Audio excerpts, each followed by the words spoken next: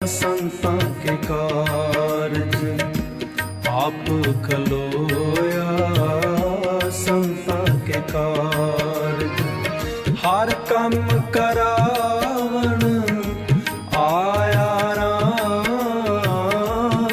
ਵਾਹਿਗੁਰੂ ਜੀ ਕਾ ਖਾਲਸਾ, ਸ੍ਰੀ ਵਾਹਿਗੁਰੂ ਜੀ ਕੀ ਫਤਿਹ। ਆਏ ਬਨਿਓ ਪੂਰਬਲਾ ਭਾਗ, ਜਨਮ ਜਨਮ ਕਾ ਸੋਇਆ ਜਾਗ। ਗਈ ਗਲਾਂ ਸਾਧ ਕੇ ਸੰਗ, ਮਨ ਤਨ ਰਾਤੋ ਹਰ ਕੇ ਰੰਗ।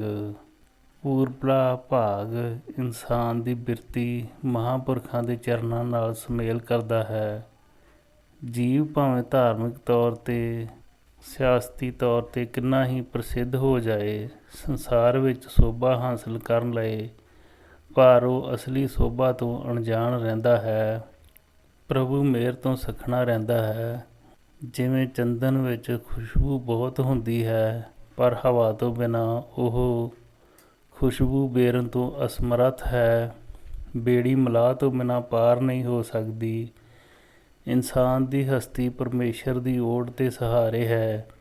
ਜੀਵ ਆਤਮਾ ਜਨਮਾਂ ਦੀ ਸੁੱਤੀ ਹੈ, ਪਰ ਪੂਰਬਲੇ ਕਰਮਾਂ ਨਾਲ, ਸਾਧ ਦੀ ਸੰਗਤ ਨਾਲ ਇਹ ਜਾਗ ਪੈਂਦੀ ਹੈ, ਤੇ ਫਿਰ ਮਨ ਤੇ ਤਨ ਮਾਲਕ ਦੇ ਪਿੰਜਰੇ ਵਿੱਚ ਪੈ ਕੇ ਉਹੀ ਬੋਲੀ ਬੋਲਦਾ ਹੈ ਜੋ ਬੋਲਣਹਾਰ ਪ੍ਰਭੂ ਨੂੰ ਪਸੰਦ ਹੈ। ਇਸ ਤਰ੍ਹਾਂ ਸਤ ਬਚਨ ਦਾ ਪਾਤਰ ਹੋ ਕੇ ਆਪਣਾ ਲੋਕ ਪਰਲੋਕ ਸੁਧਾਰ ਲੈਂਦਾ ਹੈ, ਤੇ ਜਿਉਣ ਦੀ ਲਾਲਸਾ ਛੱਡ ਕੇ, ਮਰਨ ਦਾ ਭੈ ਤਿਆਗ ਕੇ, ਮਹਾਂਪੁਰਖਾਂ ਦੀ ਕਿਰਪਾ ਦ੍ਰਿਸ਼ਟੀ ਦੁਆਰਾ ਪ੍ਰਭੂ ਨਾਲ ਅਭੇਦ ਹੋ ਜਾਂਦਾ ਹੈ। ਇਹ ਹੀ ਅਵਸਥਾ ਭਾਈ ਨੀਲਾ ਸਿੰਘ ਦੀ ਬਾਬਾ ਮਹਾਂ ਹਰਨਾਮ ਸਿੰਘ ਜੀ ਦੇ ਚਰਨਾਂ ਨਾਲ ਅਤੁੱਟ ਸੰਪਰਕ ਸਦਕਾ ਹੋ ਗਈ ਸੀ। ਹਰ ਵੇਲੇ ਮਨ ਨਾਮ ਰੰਗ ਵਿੱਚ ਰਤੇ ਰਹਿਣਾ, ਤਨ ਨਾਲ ਸੇਵਾ ਕਮਾਉਣੀ, ਇਹੀ ਉਹਨਾਂ ਦਾ ਸੱਚਾ ਧਰਮ ਬਣ ਗਿਆ ਸੀ। ਭਾਈ ਨੀਲਾ ਸਿੰਘ ਦਾ ਪਿੰਡ ਬੀਬੀਵਾਲਾ, ਜੋ ਪੁੱਚੋ ਕਲਾ ਵਿੱਚ ਹੀ ਵਸਿਆ, ਬਠਿੰਡਾ ਦੇ ਨਜ਼ਦੀਕ ਸੀ। ਇਹ ਪਿੰਡ ਭਾਈ ਦਿਆਲ ਸਿੰਘ ਦੀ ਪੋਤਰੀ ਭਾਈ ਗੁਰਬਖਸ਼ ਸਿੰਘ ਦੀ ਪੁੱਤਰੀ ਕਰਮ ਕੌਰ ਨੂੰ ਆਪਣੇ ਪਿਤਾ ਵੱਲੋਂ ਤੋਹਫੇ ਵਿੱਚ ਮਿਲਿਆ ਸੀ। ਬੀਬੀ ਕਰਮ ਕੌਰ ਦੀ ਔਲਾਦ ਪੁੱਚੋ ਕਲਾਂ ਵਿੱਚ ਰਹਿੰਦੀ ਹੈ। ਪੱਤੀ ਭਾਈ ਕੀ ਵਿੱਚ ਇਹ ਬੀਬੀ ਜੀ ਦੇ ਅਗਵਾੜ ਨਾਲ ਹੀ ਰਹਿੰਦੇ ਹਨ। ਭਾਈ ਨੀਲਾ ਸਿੰਘ ਵੀ ਬਾਬਾ ਜੀ ਦੇ ਦਰਸ਼ਨ ਕਰਨ ਆਪਣੇ ਸੰਗੀਆਂ ਨਾਲ ਆਉਂਦਾ ਰਹਿੰਦਾ। ਸਮਾਂ ਪਾ ਕੇ ਸੇਵਾ ਭਾਵਨਾ ਵੱਧਦੀ ਗਈ। ਕੋਈ ਪੁਰਾਤਨ ਪੁੰਨ ਦੀ ਪ੍ਰੇਮ ਗੰਢ ਹੋਰ ਪੀੜੀ ਹੁੰਦੀ ਗਈ। ਅਖੀਰ ਇੱਕ ਸੇਵਾ ਮੰਗ ਲਈ ਹਜ਼ੂਰ ਨੇ ਆਗਿਆ ਦੇ ਦਿੱਤੀ, ਪਰ ਸ਼ਰਤ ਰੱਖ ਦਿੱਤੀ ਕਿ ਮੁੜ ਕੇ ਘਰ ਨਹੀਂ ਜਾਣਾ। ਨੀਲਾ ਸਿੰਘ ਨੇ ਸਤ ਬਚਨ ਕਹਿ ਕੇ ਸਿਰ ਝੁਕਾ ਦਿੱਤਾ। ਬਾਬਾ ਜੀ ਨੇ ਹੁਕਮ ਦਿੱਤਾ, ਸਾਹਮਣੇ ਅੰਦਰ ਹੀ ਖੂਹੀ ਤੋਂ ਪਾਣੀ ਲਿਆਉਣ ਦੀ ਸੇਵਾ ਕਰਨੀ ਹੈ। ਇਹ ਪਾਣੀ ਦਾ ਬੋਕਾ ਇਕੱਲੇ ਨੂੰ ਖਿੱਚਣਾ ਪਵੇਗਾ। ਨੀਲਾ ਸਿੰਘ ਨੇ ਸੇਵਾ ਸੰਭਾਲ ਲਈ। ਬੋਕੇ ਨਾਲ ਪਾਣੀ ਖਿੱਚਣਾ ਅਤੇ ਘੜਿਆਂ ਵਿੱਚ ਪਾਉਣਾ, ਕੁਝ ਆਪ ਚੁੱਕ ਕੇ ਲਿਆਉਣੇ, ਕੁਝ ਸੰਗਤ ਨੇ ਲੈ ਆਉਣੇ। ਉਸ ਸਮੇਂ ਵਿੱਚ ਪਾਣੀ ਦਾ ਸਾਧਨ ਖੂਹਾਂ ਰਾਹੀਂ ਸੀ। ਬੋਕੇ ਲੈ ਕੇ ਇੱਕ ਲੰਬੀ ਲੱਜ ਨਾਲ ਬੰਨ੍ਹ ਲੈਣੀ ਅਤੇ ਬਲਦ ਅੱਗੇ ਜੋੜ ਕੇ ਖੂਹ ਵਿੱਚੋਂ ਪਾਣੀ ਕੱਢਣਾ। ਪਰ ਨੀਲਾ ਸਿੰਘ ਤਾਕਤਵਰ ਸੀ, ਜੋ ਕਿ ਆਪ ਹੀ ਅੱਗੋਂ ਜੁੜ ਕੇ ਪਾਣੀ ਦਾ ਬੋਕਾ ਬਾਹਰ ਖਿੱਚਦਾ। ਹਰ ਰੋਜ਼ ਨੇਮ ਨਾਲ ਇਹ ਮਿਲੀ ਹੋਈ ਸੇਵਾ ਕਰਨੀ, ਕਦੇ ਵੀ ਸੇਵਾ ਤੋਂ ਅੱਕਣਾ ਥੱਕਣਾ ਨਹੀਂ। ਜਿਵੇਂ ਸਤਿਗੁਰਾਂ ਦਾ ਫਰਮਾਨ ਹੈ, ਮੂੰਹ ਲਾਲਨ ਸਿਉ ਪ੍ਰੀਤ ਬਾਨੀ, ਤੋਰੀ ਨਾ ਟੂਟੇ ਸ਼ੋਰੀ ਨਾ ਛੂਟੇ, ਐਸੀ ਮਾਧੋ ਖਿੰਚ ਤਣੀ। ਦੇਸੀ ਘੀ ਛਕਣ ਦੇ ਸ਼ੌਕੀਨ ਸਨ, ਪਰ ਘੀ ਯਾਦ ਘਰ ਤੋਂ ਮੰਗਾਉਂਦੇ ਸਨ।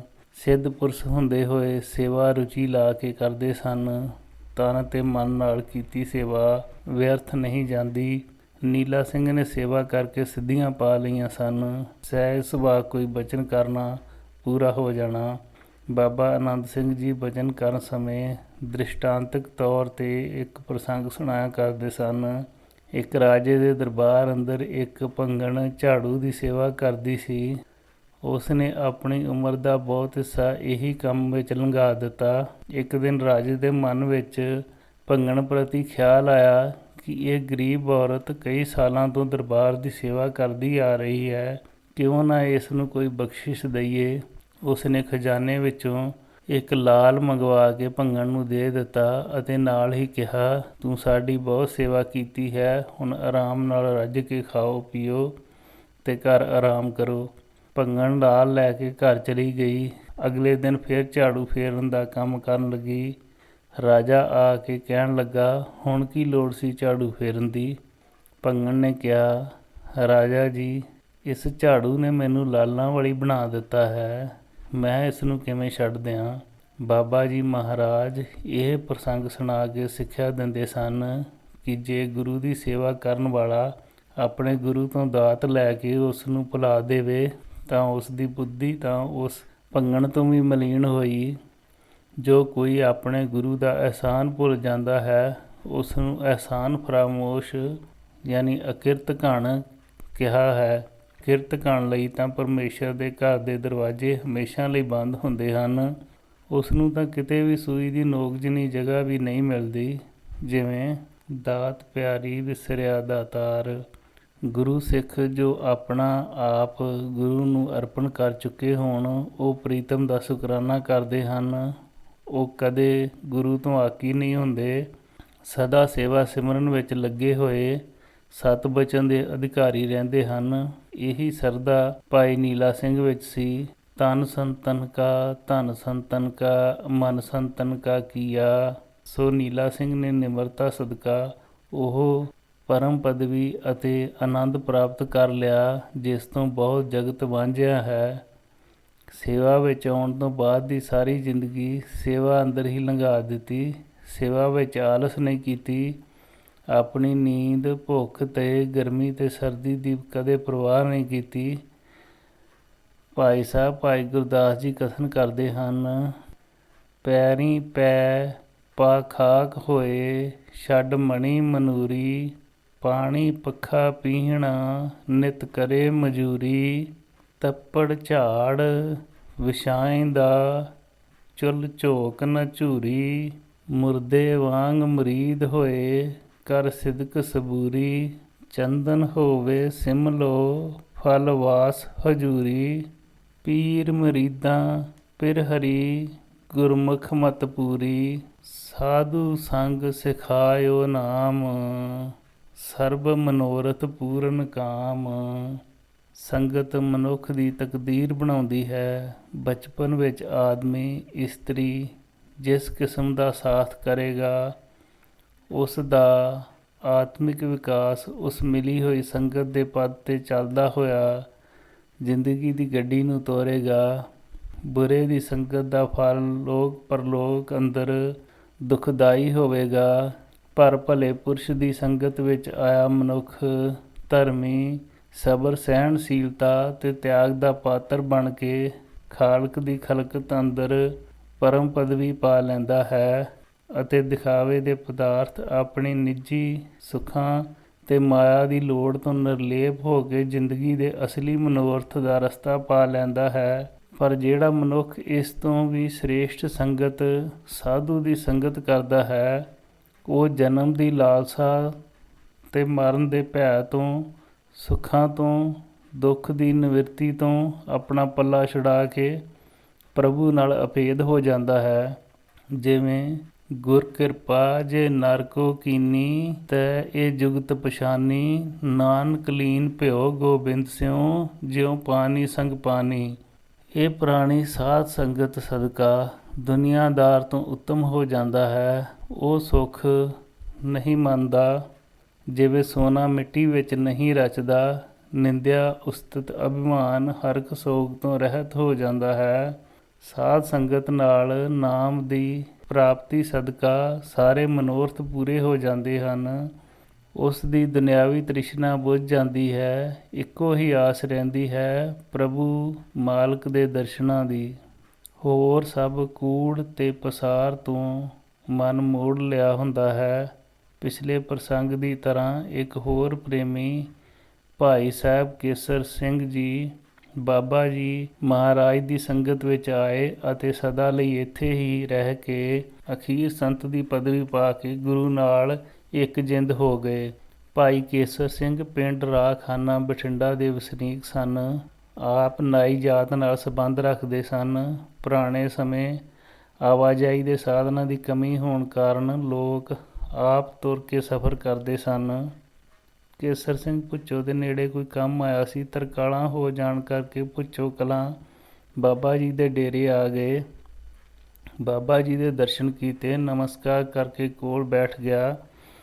ਹਜ਼ੂਰ ਨੇ ਮਰਿਆਦਾ ਅਨੁਸਾਰ ਪਿੰਡ, ਗੋਤ, ਨਾਨਕੇ, ਦਾਦਕੇ ਆਦਿ ਸਭ ਕੁਝ ਪੁੱਛਿਆ।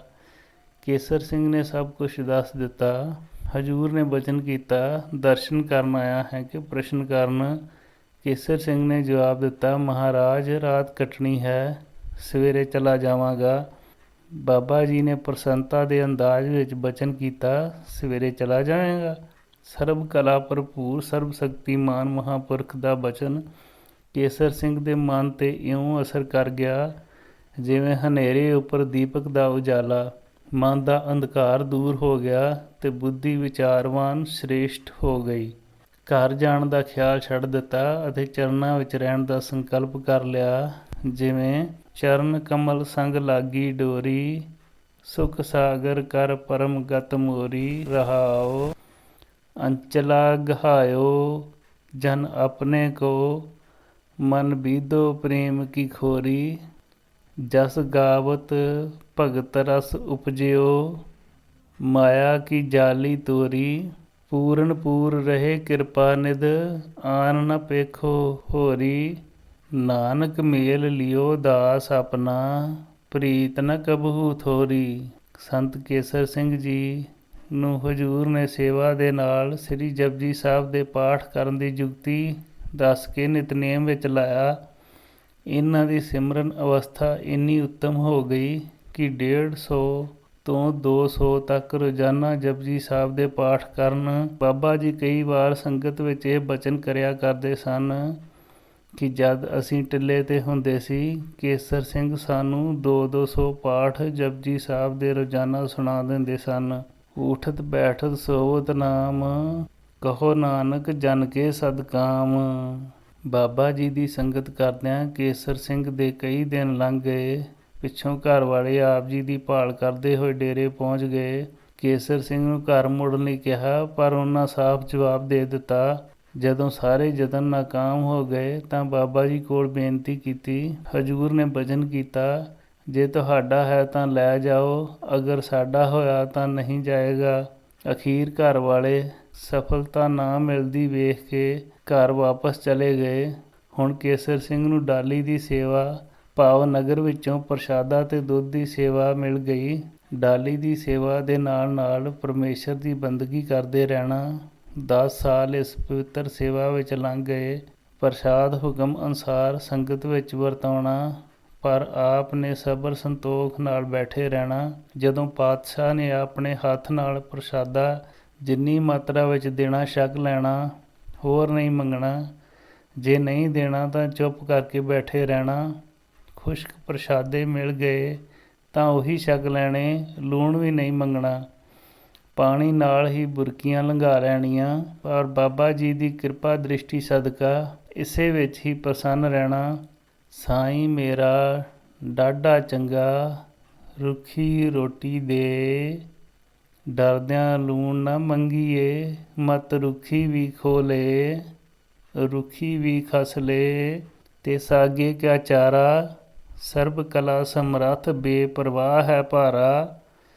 ਕਦੇ ਨ ਮਨੋ ਵਿਸਾਰ ਯਾਦ ਕਰ ਉਸ ਦੇ ਤਾਈਂ, ਬਾਰ ਬਾਰ ਕਰ ਨਮਸਕਾਰ ਉਹ ਸੱਚਾ ਸਾਈਂ। ਜਿਨ੍ਹਾਂ ਨੂੰ ਬਾਣੀ ਨੇ ਕੀਲ ਦਿੱਤਾ ਹੈ ਉਹ ਤਾਂ ਇਸ ਦੀ ਹਰ ਪੰਕਤੀ ਤੋਂ ਪ੍ਰਭਾਵਿਤ ਹਨ। ਇੱਕ ਵਾਰ ਬਾਬਾ ਆਨੰਦ ਸਿੰਘ ਜੀ ਦੇ ਦਰਬਾਰ ਅੰਦਰ ਕੀਰਤਨ ਦੀ ਸਮਾਪਤੀ ਹੋਈ। ਪਾਤਸ਼ਾਹ ਨੇ ਬਚਨ ਕੀਤਾ, ਲਿਆ ਈਸਰ ਸਿੰਘ, ਕੁਛ ਖਾਣ ਲਈ ਲਿਆ, ਸਰੀਰ ਭੁੱਖਾ ਡਿੱਗ ਰਿਹਾ ਹੈ। ਉਹਨਾਂ ਪ੍ਰਸ਼ਾਦ ਤਿਆਰ ਕੀਤਾ ਹੋਇਆ ਸੀ।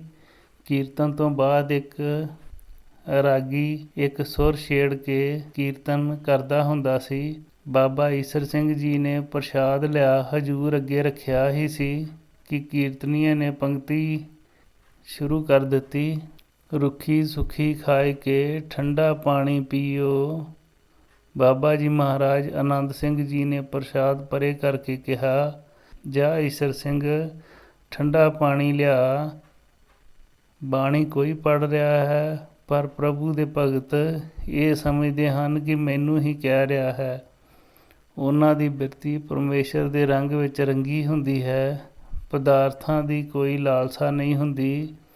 ਸੋ ਇਸੇ ਤਰ੍ਹਾਂ ਬਾਬਾ ਜੀ ਨੇ ਕੇਸਰ ਸਿੰਘ ਨੂੰ ਜੋ ਦੇ ਦੇਣਾ, ਛਕ ਲੈਣਾ ਅਤੇ ਜਪਜੀ ਸਾਹਿਬ ਦੇ ਪਾਠਾਂ ਵਿੱਚ ਮਸਤ ਰਹਿਣਾ। ਬਾਬਾ ਜੀ ਬਚਨ ਕਰਿਆ ਕਰਦੇ ਸਨ ਕਿ ਕੇਸਰ ਸਿੰਘ ਨੂੰ ਰਾਜੇ ਸੋਨੇ ਦੀ ਪਾਲਕੀ ਵਿੱਚ ਚੁੱਕਿਆ ਕਰਨਗੇ। ਇਹ ਪ੍ਰਸੰਗ ਲੇਖਕ ਦੇ ਮਾਤਾ ਪਿਤਾ ਤੋਂ ਪ੍ਰਾਪਤ ਹੋਇਆ। ਸ੍ਰੀ ਵਾਹਿਗੁਰੂ ਜੀ ਕਾ ਖਾਲਸਾ, ਸ੍ਰੀ ਵਾਹਿਗੁਰੂ ਜੀ ਕੀ ਫਤਿਹ।